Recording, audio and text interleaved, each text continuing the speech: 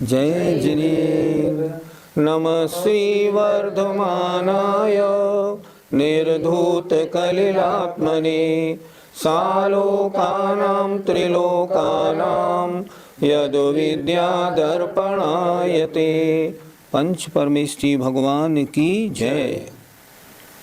रत्नकरण श्रावकाचार में अणुव्रतों की बात पूरी हो गई। 8 मूल गुणों की भी चर्चा हो गई। अब क्रम आता है गुणव्रतों का। तो आज गुणव्रतों की चर्चा आपसे करेंगे। आइए पहले उसका श्लोक बोलते हैं। दिग्व्रतमनर्थ दंड व्रतं च भोगोपभोग परिमाणम्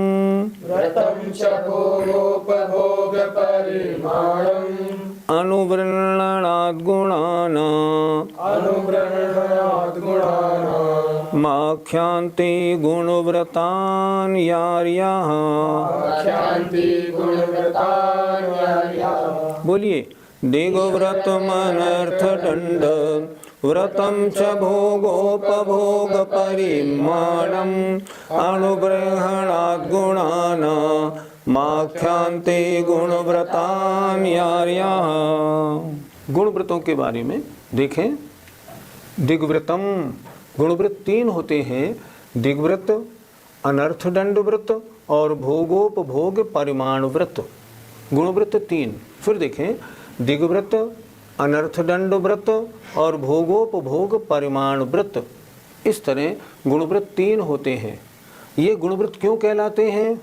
अनुवृंगणात् गुणानाम, ये वृद्धि के कारण हैं गुणानाम, गुणों की। किसमें? अणुव्रतों में। अणुव्रतों में और विशुद्धि लाने के कारण और गुणों को बढ़ाने वाले होने के कारण आर्याः माने गणधर देव या ऋषिराज या आचार्यगण गुणव्रतानि आख्यांति, इन्हें गुणव्रत कहते हैं। पंडित जी, गुणव्रतों में तो तत्वार्थ सूत्र में देश व्रत लिया गया है, फिर यहाँ पर भोगोपभोग परिमाण व्रत क्यों लिया गया है? आचार्यों के कथन की अपनी अपनी परंपराएं हैं, कोई खास अंतर वाली बात नहीं। उन्होंने भोगोपभोग परिमाण व्रत को ले लिया, समंतभद्र महाराज ने, उमा स्वामी महाराज ने देश व्रत को लिया, कोई ऐसी विशेष बात नहीं है। देखो, अब जैसे मान लो मूल गुण हैं, तो किन्हीं आचार्यों ने 8 मूल गुण माना। अब समंतभद्र महाराज ने माना मध्यमास मधु का त्याग करना, 5 अणुव्रतों को धारण करना। पद्मनंदी पंचविंशतिका में लिखा 3 मकार, मध्यमास मधु का त्याग, 5 उदंबर फल का त्याग। तो ये अलग अलग समय अनुसार कोई फर्क आ जाए तो इससे कोई विशेष अंतर नहीं पड़ता। पंडित जी, इन्हें गुणव्रत को कहा जाता है? दिग्व्रत आदि के धारण करने से, इन 3 के धारण करने से अणुव्रतों में और विशेषता और विशुद्धि बढ़ती है। इसलिए अणुव्रतों में गुणों में वृद्धि बढ़ाने वाला होने के कारण आचार्य इनको गुणव्रत कहते हैं। और इसी तरह आगे अब 4 शिक्षाव्रत आएंगे। उन्हें शिक्षाव्रत क्यों कहा जाता है?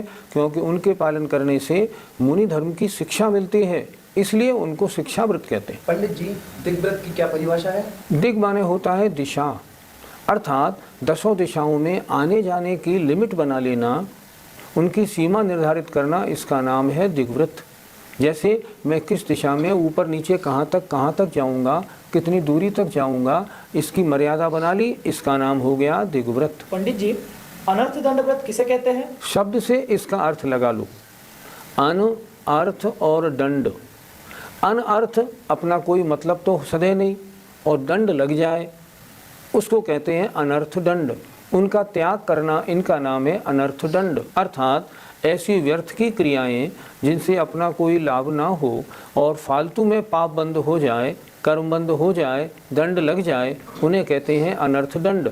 और उनका त्याग करना अनर्थ दंड व्रत कहलाता है। पंडित जी, भोगोपभोग परिमाण व्रत से हमें क्या समझना चाहिए? शब्द से अर्थ लगाओ। जैसे भोग, उपभोग, परिमाण। भोग और उपभोग की वस्तुओं का परिमाण, लिमिट बना लेना, इसका नाम है भोगोपभोग परिमाण व्रत। अर्थात भोग और उपभोग के लिए हमने वस्तु तो बहुत रखी।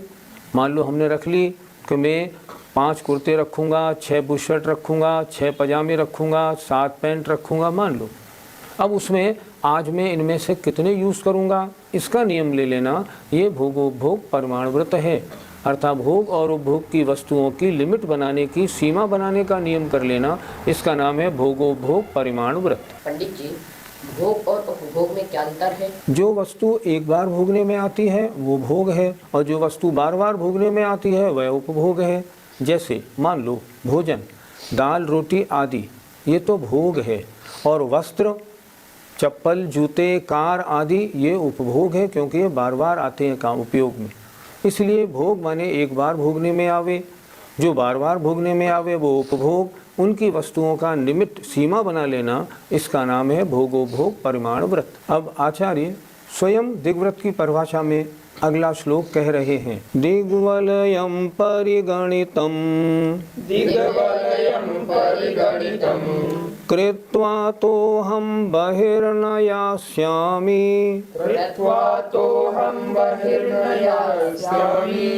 इति संकल्पो दिग्व्रत मामृत्यनुपाप विनिवृत्यै। बोलो, दिग्वलयं परिगणितं कृत्वा तो हम बहिर्न यास्यामि इति संकल्पो दिग्व्रत मामृत्यनुपाप विनिवृत्यै।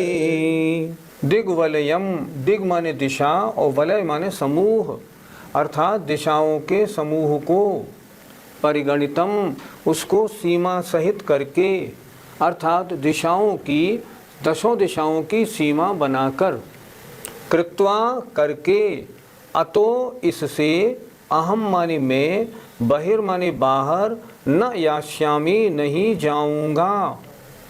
10 दिशाओं में सीमा बना ली। 10 दिशा कौन सी होती है? एक ऊपर, एक नीचे, 4 दिशा, 4 विदिशा। 10 दिशाओं में नियम लिया जाता है।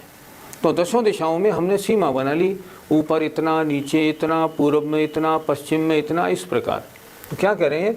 दिग्वलयम दिशाओं के समूह को, परिगणितम सीमा सहित, कृत्वा करके, 10 दिशाओं में सीमा बनाकर, अतो अब मैं, अतो माने अब मैं इससे, बहिर न यास्यामि बाहर नहीं जाऊंगा, इति संकल्पो ऐसा नियम ले लेना, इसका नाम दिग्व्रतम दिग्व्रत है। आमृत्यणु अर्थात आमृति अर्थात मरण पर्यंत तक के लिए, दिग्व्रत जीवन पर्यंत के लिए होता है। अगर ऐसा नियम ले लें, मैं 1 साल तक हिंदुस्तान से बाहर नहीं जाऊंगा, तो दिग्व्रत नहीं माना जाएगा।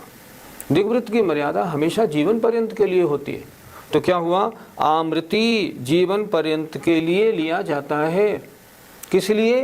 अणुपाप विनिवृत्य ही, सूक्ष्म पापों से दूर होने के लिए। मैं इतने हिस्से के बाहर सूक्ष्म पाप भी ना करूं, इतने हिस्से के बाहर मुझसे सूक्ष्म पाप भी ना होवे, इसलिए मैं वहां आने जाने का काम ही छोड़ देता हूं।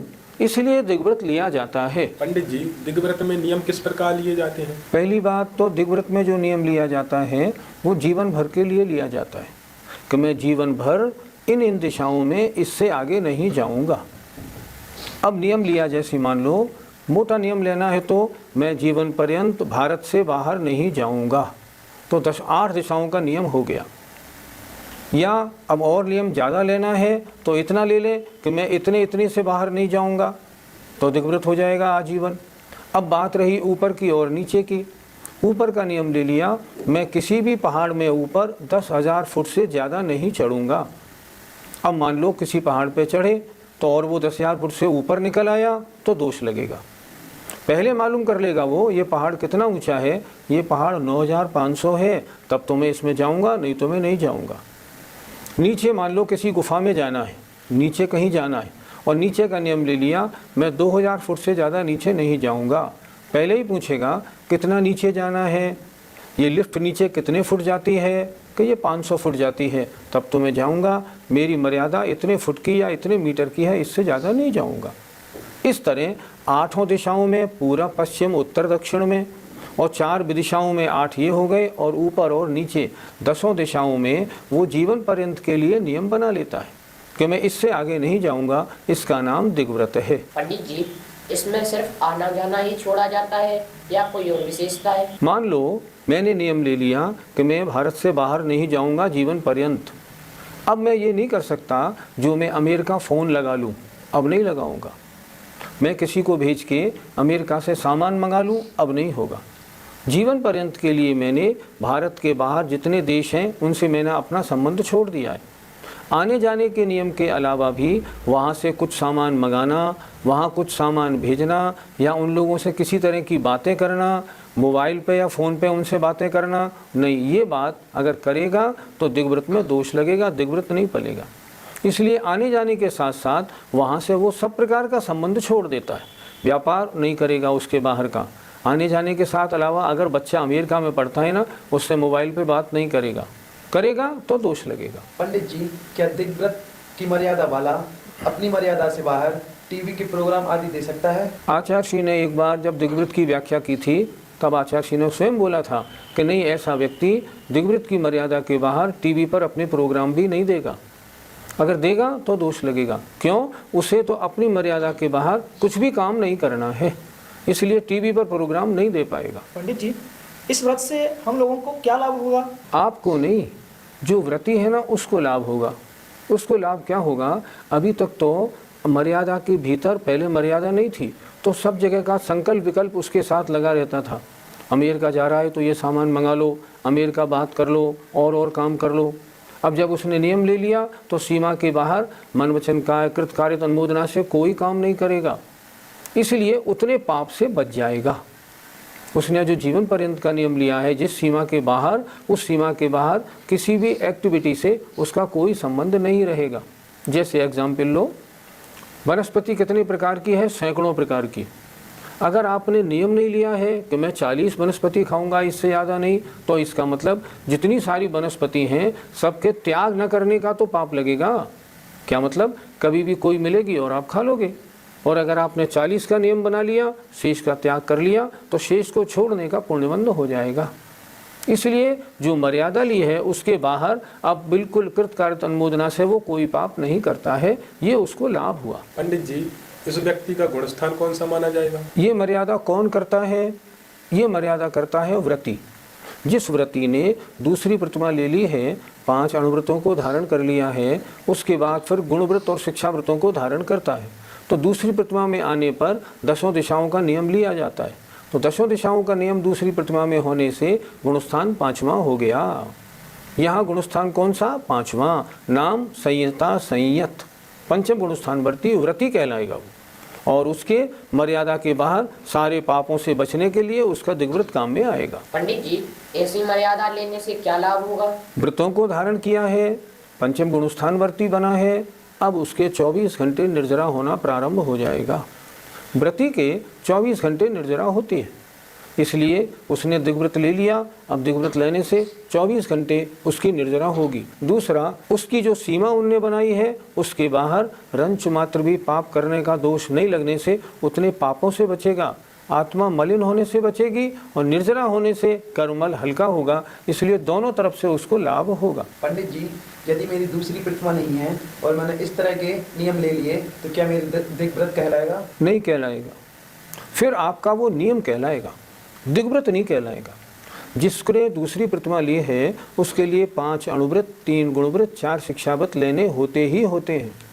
इसलिए तत्वार सूत्र में सूत्र दिया, दिग्देशा नटदंड विरत सामायिक प्रोष दो वासो भोग परिभोग परमाणातीत संविभाग व्रत संपन्नश्च। वह अणुव्रति 3 गुणव्रत और 4 शिक्षाव्रतों से सहित भी होता है। इसलिए अगर आपने नियम ले लिया, अच्छा किया, पाप कम होंगे, आप पाप से बचेंगे, वो ठीक है, लेकिन दिग्व्रत नहीं कहलाएगा, वो आपका नियम कहलाएगा। मैंने नियम लिया है कि मैं भारत से बाहर नहीं जाऊंगा, ठीक, नियम लेने से पापों से आप बचे हो, फायदा होगा, पुण्यबंध होगा, जरूर होगा, दिग्व्रत नहीं कहलाएगा। दिग्व्रत कब कहलाएगा? जब 5 अणुव्रत लेने के बाद आप 10 दिशाओं में आने जाने का नियम करेंगे, तब दिग्व्रत कहलाएगा, अन्यथा नहीं। पंडित जी, यदि कोई दूसरी प्रतिमा वाला व्यक्ति 1 साल 2 साल के लिए मर्यादा ले ले तो उसका दिग्व्रत कहलाएगा या नहीं? नहीं कहलाएगा। ये जो श्लोक आपके सामने लिखा हुआ है, इसमें एक शब्द दिया है आमृति। आमृति का मतलब मरण पर्यंत के लिए। दिग्व्रत की विशेषता क्या है? दिग्व्रत में जो दशों दिशाओं के आने जाने का प्रमाण किया जाता है वो जीवन पर्यंत के लिए है। मैं जीवन पर्यंत के लिए नहीं जाऊंगा। साल 2 साल को करेगा तो वो दिग्व्रत नहीं, वो तो फिर देशव्रत या और व्रतों में आएगा, और व्रती नहीं है तो नियमों में आएगा, दिग्व्रत में नहीं आएगा। दिग्व्रत में तो खास बात है कि वो मरण पर्यंत के लिए ही नियम लिए जाते हैं, साल 2 साल के लिए नहीं लिए जाते। पंडित जी, यदि कोई धार्मिक प्रसंग आ जाए तो क्या मर्यादा से बाहर जा सकते हैं? ये दिग्व्रत क्यों लिया? सूक्ष्म पापों की विनिवृत्ति के लिए, ताकि सूक्ष्म पाप भी ना हो। लेकिन धार्मिक क्रियाओं को छोड़ने के लिए तो नहीं लिया। जैसे किसी ने मान लो नियम ले लिया, मैं हिंदुस्तान से बाहर नहीं जाऊंगा, और कल को मान लो अमेरिका में कोई पंच कल्याणक हो रहा हो तो उसमें शामिल हो सकता है कि नहीं? पंच कल्याणक में तो शामिल होगा, लेकिन वहाँ फिर अन्य कार्यों में नहीं लगेगा। ये नहीं कि घूमने गए तो थे, हम थोड़ा घूम फिर भी आए, नहीं, वो गलत हो जाएगा। फिर तो घूमने फिरने में पाप उसको लग जाएगा। धार्मिक क्रियाओं में जितनी ये सीमाएं जो बनाई गई है ना, ये पापों से बचने के लिए बनाई गई हैं, धार्मिक क्रियाओं से बचने के लिए नहीं बनाई गई। इसी तरह दिग्व्रत वाला अगर उसकी मर्यादा के बाहर कोई धार्मिक क्रिया होगा उसमें शामिल हो सकता है, लेकिन फिर वहाँ सांसारिक क्रियाएं नहीं करेगा। इसका ध्यान रखे, करेगा तो दोष लगेगा। आज हमने गुण व्रतों की बात सीखी। अणुव्रतों में जो गुण या विशुद्धि या क्वालिटी प्रदान करते हैं उन्हें कहते हैं गुणव्रत। पहला गुणव्रत होता है, पहला गुणव्रत था दिग्व्रत। दिग्व्रत का मतलब था दसों दिशाओं में आने जाने की मर्यादा बना लेना और जीवन पर्यंत के लिए उससे बाहर नहीं जाना। अगर ऐसी मर्यादा बनाता है तो मर्यादा के बाहर समस्त पापों का त्याग होने से उसके सूक्ष्म पाप भी नहीं होते हैं, परिणामों में विशुद्धि बढ़ती है, आवागमन से बचने के कारण धार्मिक क्रियाओं में उसकी प्रवृत्ति बढ़ जाती है। इसलिए दिग्व्रत लेना बहुत आवश्यक होता है। हमें उम्मीद है दिग्व्रत के बारे में आज आप लोगों ने अच्छी तरह समझा होगा। जय जिनेंद्र।